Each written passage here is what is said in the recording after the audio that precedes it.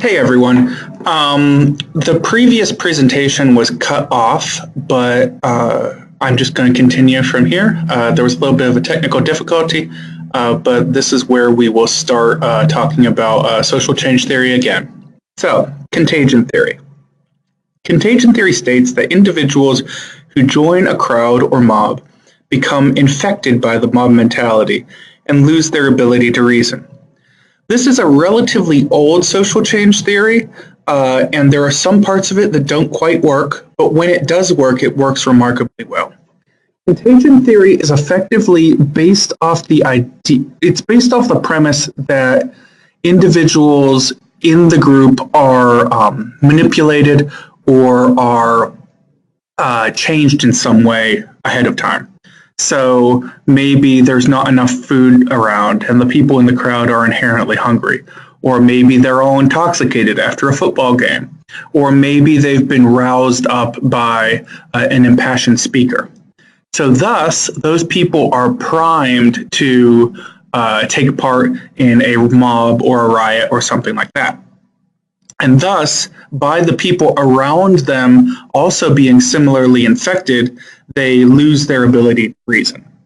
And that can be helpful in a certain way in predicting some kinds of riots.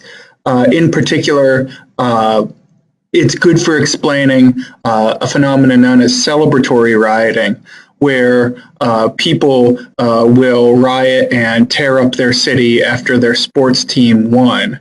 Right? That doesn't strike us as particularly rational behavior, but contagion theory can be used to explain that. Resource mobilization theory is another theory we use to explain the behavior of social movements. Resource mobilization theory states that success is determined by the ability of a social movement to generate money, membership, political support, and other resources critical to it. This theory is especially good for explaining political campaigns. In any given presidential campaign especially, but other political campaigns as well. If you really watch very carefully, pundits and other people very interested in the campaign are often very interested in fundraising goals. This is because it not only shows how much money that the candidate has at their discretion, but it also shows the amount of support for the political candidate at that moment in time. It can be used as a type of survey of how powerful and how useful the political candidate is at the time. Now, given there are other types of resources other than money, President Obama, especially in 2008, was very close to John McCain in terms of fundraising. But the resource that he was able to use that McCain was not able to use was his knowledge of grassroots organizing and his knowledge of how to get people, common people, working class people, and middle class people to participate in the campaign. And that was a resource that McCain didn't really have or wasn't able to utilize in the same way. And that's why Obama won. Emergent norm theory is relatively similar to contagion theory, except it gives greater agency to the person participating in the event, the riot, whatever you want to call it. So within this theory, individual members of a crowd are making their own decisions about behavior. They might be split-second decisions, they might be subconscious decisions, but they're still decisions. And in that moment, norms are created by the collective standing there, either accepting or rejecting behaviors of the people around them. Effectively, there are many, many micro-votes occurring on what kind of protest it is going to be. So, for example, a bunch of angry people are standing in a crowd listening to an impassioned speaker. Maybe it might be talking about police brutality. And then suddenly one person in the crowd decides to start to throw a rock at the police. Well, in that moment, everyone around that person is making a decision. Do I think we should throw rocks at the police in this moment, or don't we? If everyone around the rock thrower agrees that we should throw rocks, then other people thus pick up rocks and throw them at the police. Or if they also agree that they should throw rocks, they stay and encourage people to throw rocks, right? And then in that moment, collective consensus is that the norm emerges as it's a rock throwing crowd. If you disagree with that, then you then leave the crowd, and the crowd becomes even more intensified. It becomes even more of an angry, violent crowd. On the other hand, if people don't agree it should be a rock throwing crowd, and if they don't agree in such numbers, they may all point fingers at the rock thrower and say, "Here, police, come get this person. We might not necessarily like you, but we disagree even more that we should throw rocks at the police," right? And in that way, through consensus, through a kind of informal and subconscious voting, then the character of the crowd and the character of the event is determined. And that's a whole lot more useful than contagion theory actually is. A social dilemma. This is not a type of theory, but a type of issue that happens in the world. A social dilemma occurs when behavior is rational for an individual, but can lead to collective disaster when practiced by many people. A common social dilemma we have is traffic every morning. Many of us anyway, those who commute, have to face that traffic every day.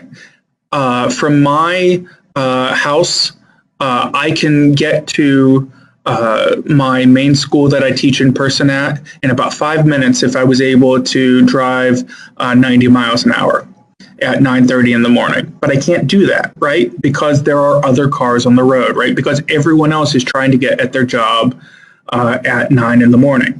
Thus, the social dilemma of traffic is there. There are many types of social dilemmas, but there are two commonly discussed types. They are the tragedy of the commons dilemma and public goods dilemmas. And in conversations about politics, in conversations about almost all controversial issues, there is a social dilemma often tied with them. So it's relatively easy to see these tied with more common political issues.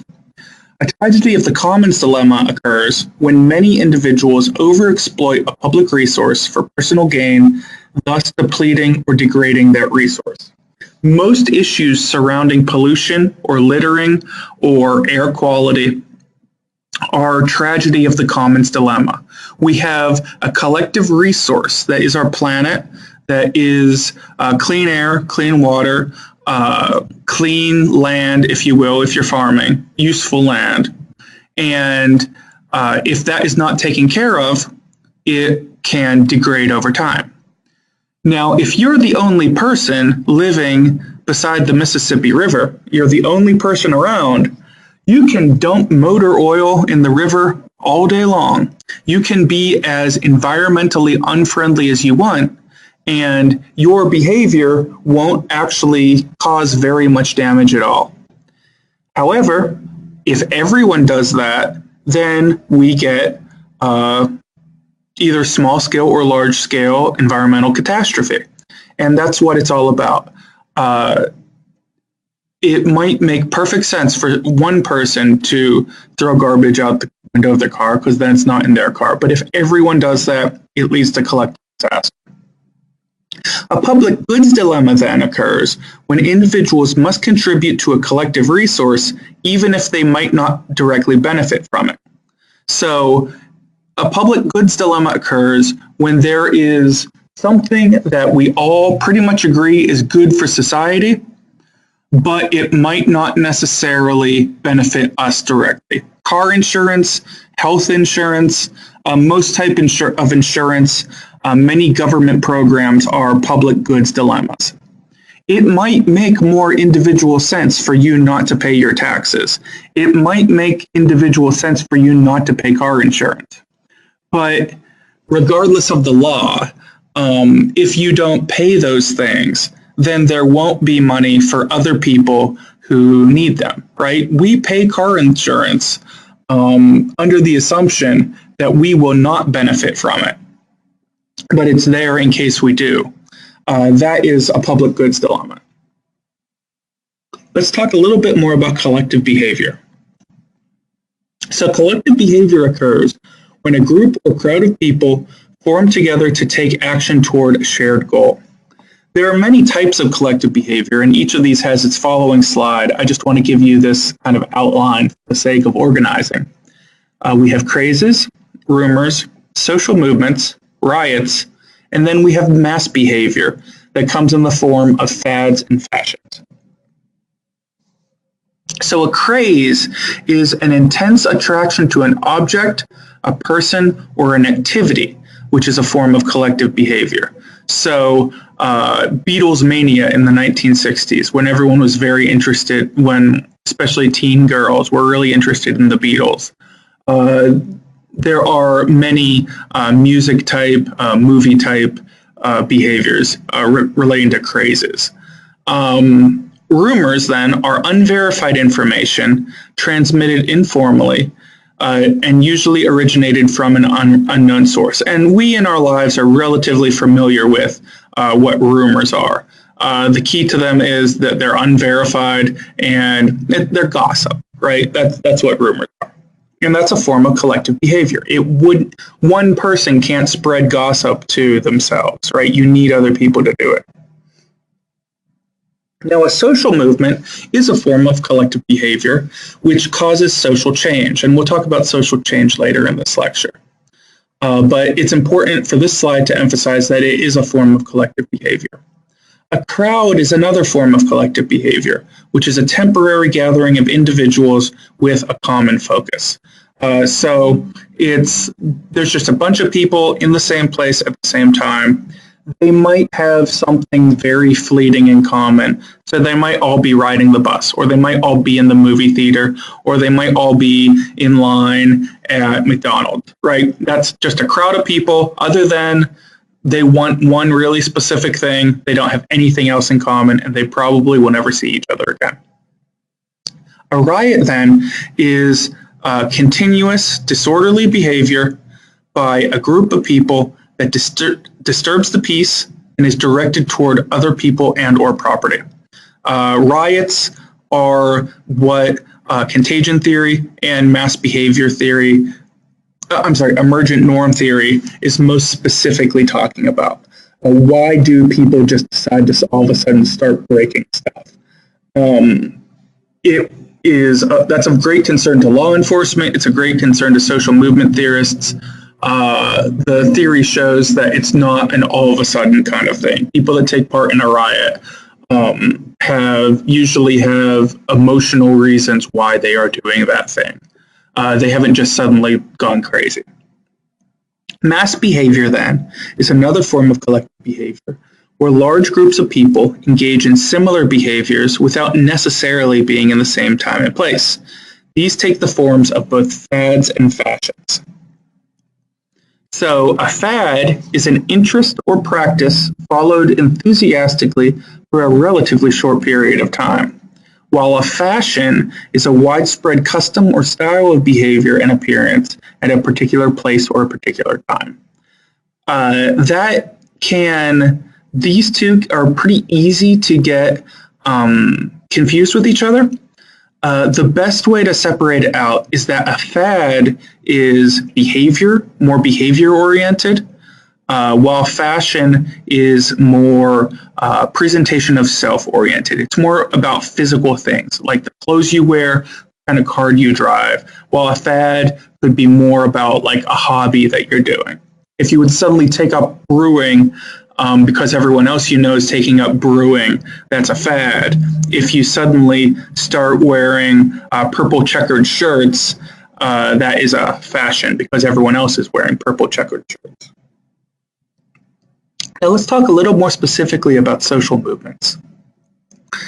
A social movement organization refers to any social group with these three qualities: leadership, organization, and ideological commitment to promote or resist social change. So there must be a leader to the social movement. they must have some kind of structure, and they must have some kind of commitment to change. The Pittsburgh Steelers are a group with organization, and they do have leadership, but they're not trying to cause social change. Plus, they're a sports team, and they are not a social movement. Armand Mauss identified 4 stages that social movements tend to go through in their life course. So what he's talking about here is, just like humans have life courses, we have lifespans, so do social movements. First, the public defines a problem in the social movement. So the public becomes aware that there's an issue. Let's say the public becomes aware that the river is polluted. After they become aware, then they start to organize. And this is when most social change occurs. So people become aware that the river is polluted, and they start getting petitions signed, and they start having meetings, and they start bringing it up to city council, and they run for local elections, and they try to get the river fixed. Then, after that big social change push occurs, the movement will begin to bureaucratize. The movement will become a bureaucracy. And that is directly related to Mitchell's iron law of oligarchy, which we'll see in a couple slides. After the movement becomes a bureaucracy, and that could be many years, it could be a couple decades even, then the movement begins to decline. So after the movement has been an organization for a long time, maybe there's a perception in the public that they don't need the Save the River organization anymore, that the Save the River organization, the river's saved, right? The river's good. Then the organization will fall apart. It'll go away unless they're able to extend themselves. So maybe they may change their focus from the river to a lake or general environmentalism. And if they're able to do that, then the organization can go back up to stage 1 or stage 2.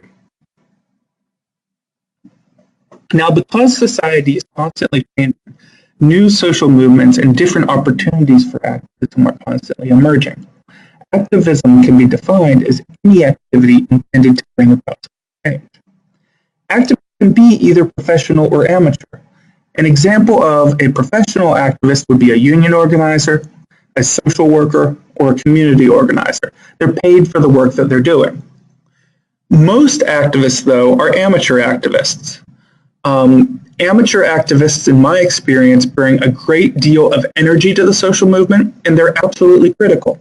But the reason why professional activists are needed is that they can dedicate their whole time and their whole resources to organizing the movement, while an amateur activist has to, they still have a job other than activism, right? They have families to take care of.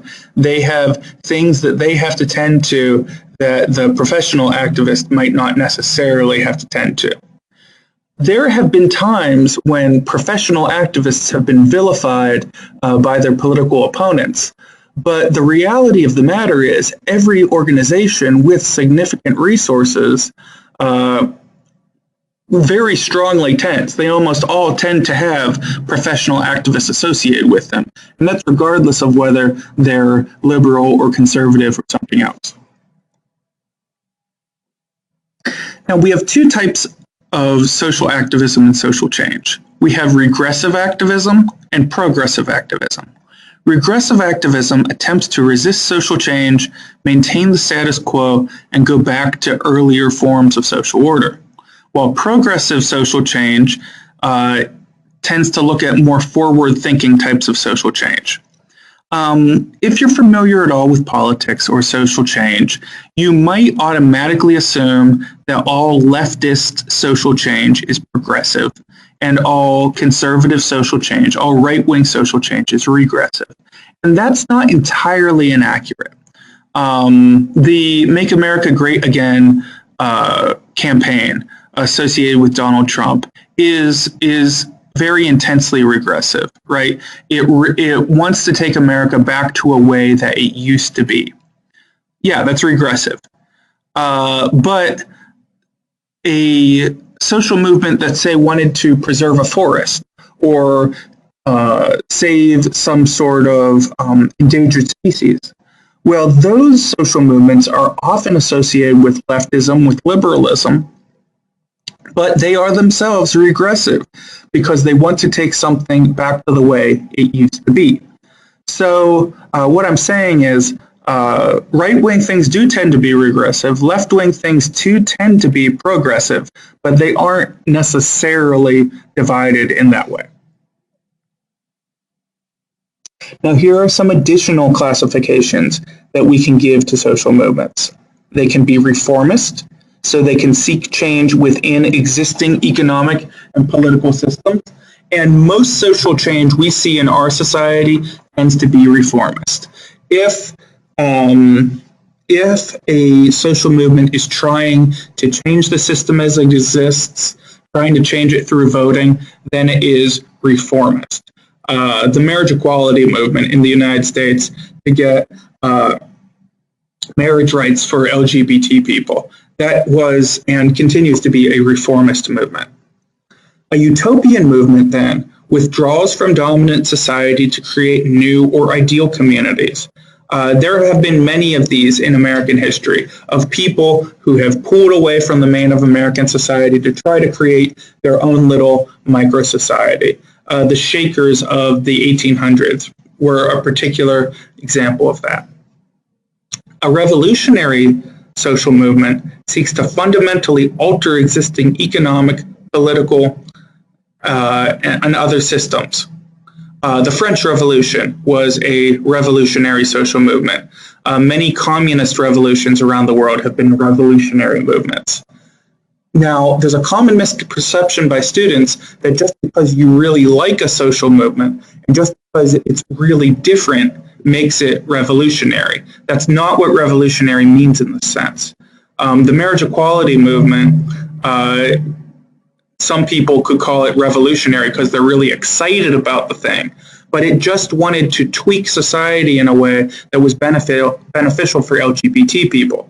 It did not, for example, want to overthrow the government and put in a new form of government, right? That's not what the marriage equality movement was about. It was about getting rights for gay people. A rebellion then seeks to overthrow existing political systems, but a rebellion often lacks plans for a new social order. Rebellions can tend to be non-hierarchical or maybe not really have a plan for what they're going to do. Occupy Wall Street was an example of a rebellion type social movement. This was a social movement that took place most of its arc in 2011 when people were rising up and calling for economic reform, but there was no unified vision for what that economic reform would look like. Thus, the social movement was relatively short-lived. A reactionary movement then seeks to restore earlier social system along with traditional norms and values to accompany it. A reactionary movement there then is almost inherently regressive. Not necessarily, but there's a heavy layover there. And an example of a reactionary movement definitely is the Make America Great Again movement. Now, the question that sociologists may ask is, why do people become or not become activists?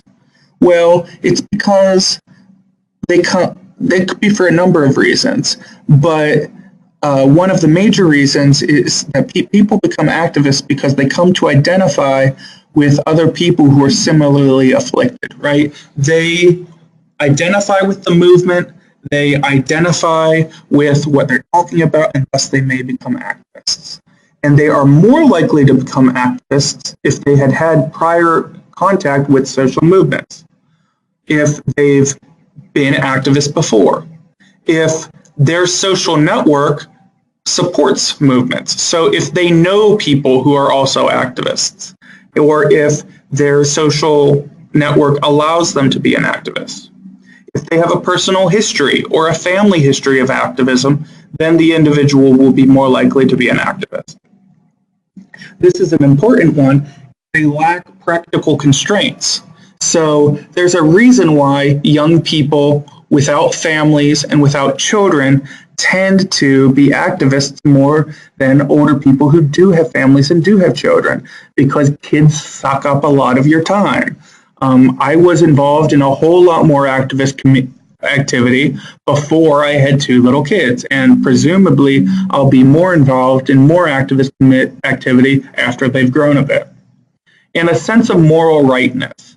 That is something activists have in common. There are a lot of people who have a sense of what is morally right and morally wrong to their individual outlook, and many of those people are unable to be activists because of practical constraints, but that's something activists hold in common.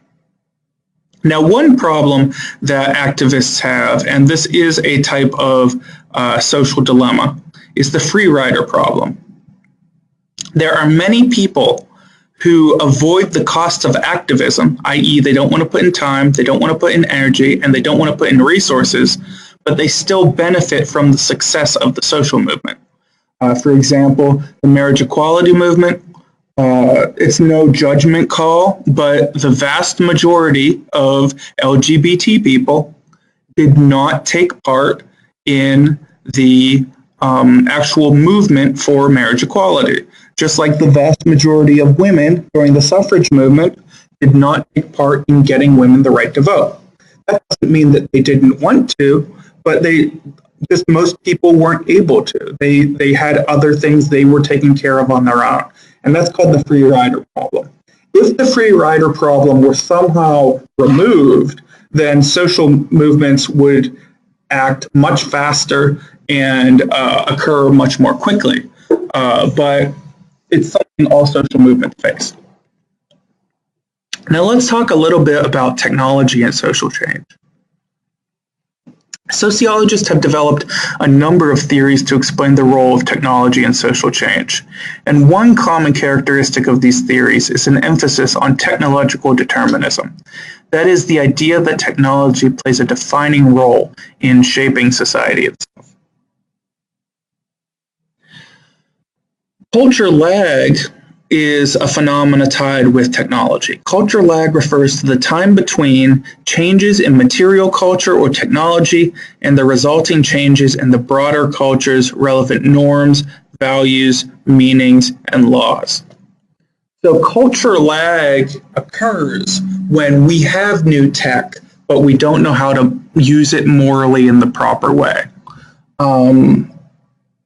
We see this a lot. A good example of this is older people using Facebook, but we see it with other people using social media as well, where they will make grand announcements or lash out emotionally in a way that is very, very public, and clearly they don't really understand the gravity of making those kinds of proclamations in that very public way, because they don't quite get how social media works.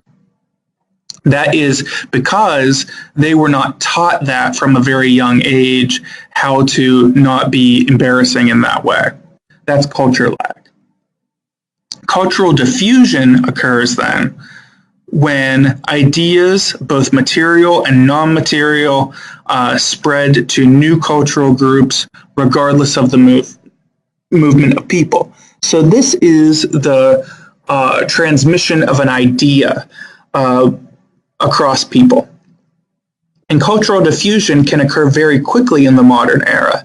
One of the reasons why we, for example, have Mexican food or maybe Chinese food in the state of Maine or some parts of, or in Canada, right? There isn't a heavy Mexican population in Canada, but people told people and then told other people about Mexican food, and then they wanted those ideas, right? That is cultural diffusion. It diffuses between people. If you're familiar with concepts of chemical diffusion from a chemistry course, it's a similar idea. It's just it's occurring with ideas instead of chemicals. Cultural imperialism occurs when cultural influence is caused by adopting another culture's products rather than imposing military force. And this is, by conflict theorists, thought to be a bad thing. So you can invade a society with military force. You can take over and dominate a society with military force, but it's much easier to do that with your cultural products. But that kind of invasion can be just as devastating to the local economy, but you don't have to actually use your military to do it. That's the concept of cultural imperialism, and that can occur via technology, and that's why it's tied in here. Cultural leveling, tied in with cultural imperialism, is the process by which societies lose their uniqueness and become increasingly similar. So if your society were subject to cultural leveling, maybe the dominating force would be coming in to,